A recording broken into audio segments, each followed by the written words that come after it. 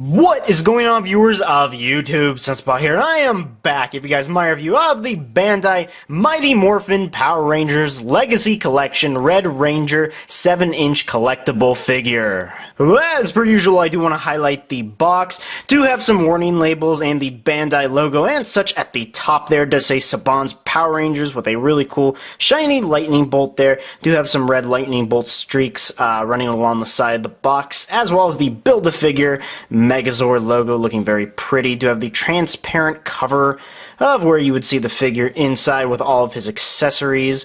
Again, the background here of the lightning bolt can actually be removed. It's cardboard and be used as a background stand, which, you know, I thought was a pretty cool touch. Do have really, really nice artwork of the Red Ranger himself, very 90s-esque, so it's really cool. I really like what they did here, actually. They put a lot of detail, even the folds in the latex suit of where the white is, like right here. That was really nice. And, of course, it does say Mighty Morphin Power Rangers, the classic logo, as well as the Legacy Collection Red Ranger lettering. Side the box here continues that red lightning bolt streak, as well as the transparent cover, and the other side simply continues the transparent cover. Top of the box continues that really cool red lightning bolt streak, which I think is just a really cool tone they put for these boxes, and of course the Mighty Morphin Power Rangers logo. And bottom of the box is pretty damn boring, so we're not even going to spend any time on this. Back of the box is where it gets interesting. Do have the Build-A-Figure Megazord here looking so cool. I cannot wait for this. As you could tell, we are getting the blue, yellow, black, and pink Ranger to finish the Megazord. I cannot wait for Wave 2 because this guy looks absolutely beautiful. And here's all the figures in Series 1, which I have already collected and reviewed. As for the figure himself, this guy is just crazy impressive. I never thought that we collectors would get Mighty Morphin Power Rangers figures that were articulated and detailed at retail price. So I was pleasantly surprised to see this in stores, especially since it comes with a Build-A-Figure piece for the original Dinosaur Megazord. So let's take a closer look. As for the head sculpt, it is definitely spot on to the original 90s TV show, without a doubt. Absolutely love the sculpt all around. I love how the visor is surrounded by the Tyrannosaurus Rex teeth. It's actually molded on there, indentations and stuff, so that is really nice. The visor, again, could be shinier. I'll say this in all the Power Ranger reviews I'll do until they change it. I love the shape of the helmet, too. You could tell there's definitely some drops here of where you know, it defines the Tyrannosaurus Rex eyes and top of the head, which is nice. Do love the silver paint they used for the mouthpiece, too. Very, very shiny and silver, which I do like. Not sure how it's appearing on camera, but in person, it is really, really defined. And, you know, just giving you guys 360 here. Love the apple red they used. Really good paint schemes all around. No paint wear so far that I can see, which is just a plus, especially with such a, you know, unique and high demanded figure as this, and just overall just an amazing head sculpt that perfectly captures the television version of the Red Ranger. And same goes for the rest of the figure. Just looking at this guy, he is so impressive, and there are some really clean cuts between the white and the red here without any spills, which is just such an amazing gift. As you can tell, it goes all the way around. They put some really nice muscle definition here, especially in the spine. They actually molded that crease here, which was, you know, quite impressive. I do have some scratches here on the red, which are a little bit annoying. Not necessarily paint spills, just, you know, accidents, which kind of suck. Really nice muscle definition here with the abs and the pecs and everything, and just even the upper chest is developed here, which is very impressive.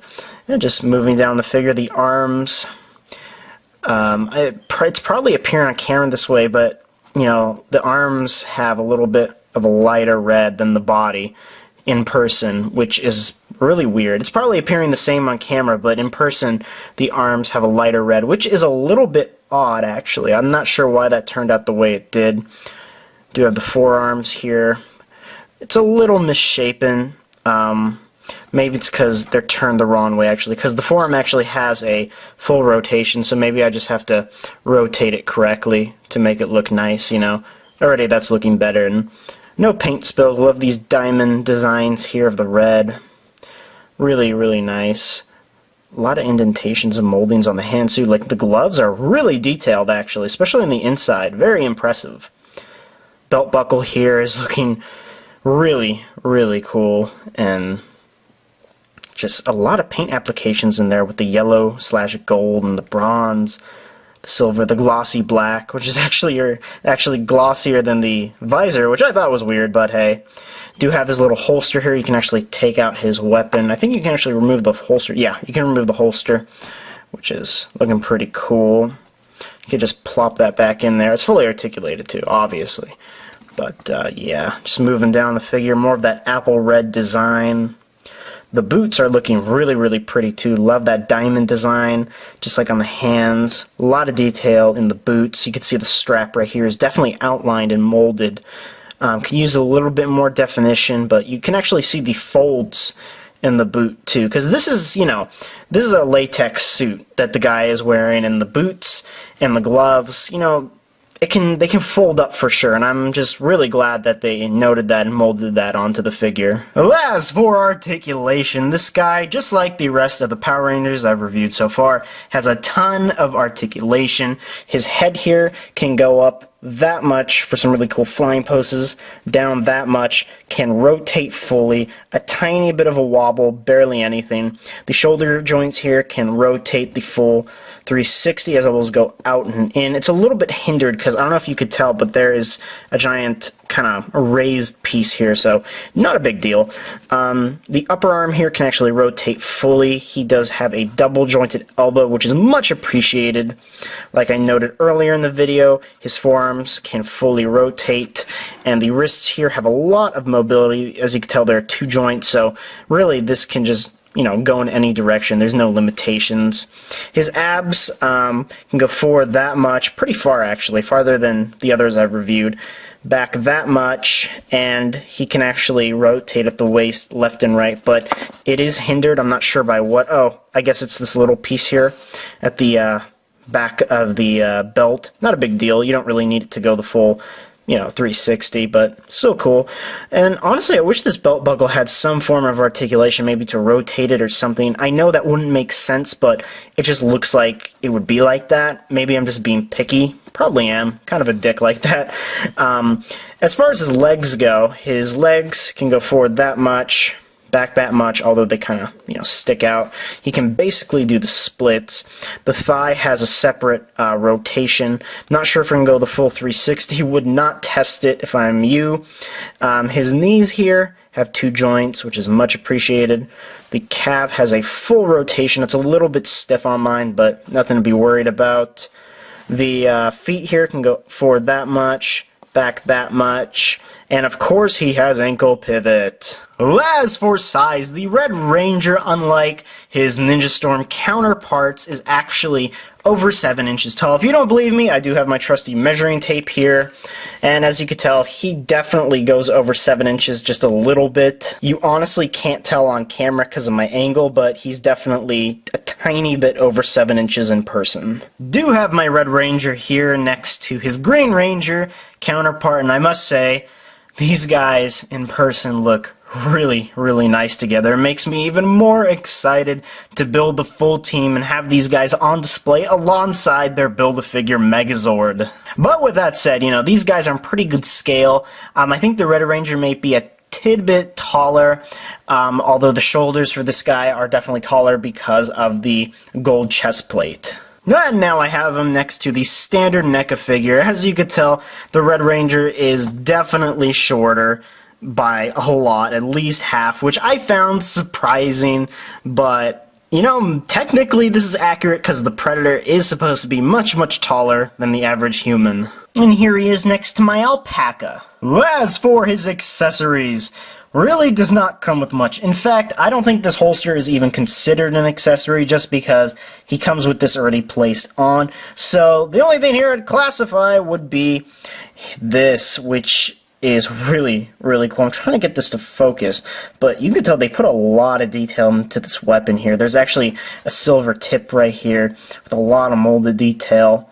Love the white, the apple red on the handle. I think the handle could use some more definition, but overall this is just a really cool weapon that he grips pretty damn well. And just to show you how everything fits on the figure, legit take this and peg it in here again. I don't even consider this an accessory, and you could easily just, you know, put this in his holster and it looks really cool. That's probably how I'm going to keep the figure actually, but if you do want him to hold it, just slide it out and let him grip it. It grips pretty well. Just be careful not to bend the fingers, or rather the weapon itself, because it's a pretty soft rubber. But yeah, it holds pretty well. You could shake it, you know, as much as you want, and if anything, the holster will fall out. But he holds this pretty firmly. And now to the Build-A-Figure piece.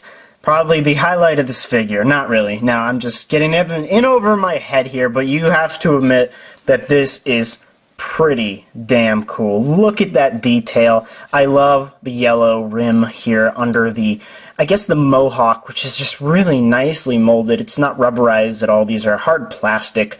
Do love the white rim here, kind of over the visor, and just looking all over this thing. The paint applications, especially under the breastbone here, is just really nice. The head can actually rotate fully, by the way, as well as wobble left and right, go up and down slightly. Do have the back here. Are these removable? I forget. No, I don't think I don't think these are removable, actually. They were on the other Megazord, which, if you watch my review, you know what I mean. But look, his tail is even here, and I find that adorable. I wish you could actually transform this guy, but Bandai is not that nice. So, overall, if you are a Power Rangers fan, if you lived in the 90s and grew up with the Mighty Morphin TV show, this is the figure to get. This is the perfect representation of the Mighty Morphin Power Rangers TV show, and not only that, it's fully articulated, it's highly detailed, and comes with some pretty cool accessories, including a Build-A-Figure piece for your childhood. And with that said, people, if you did enjoy this video, please like, subscribe, comment, check out my site at SunSpotReviewz.com, and I will see you guys in my next video.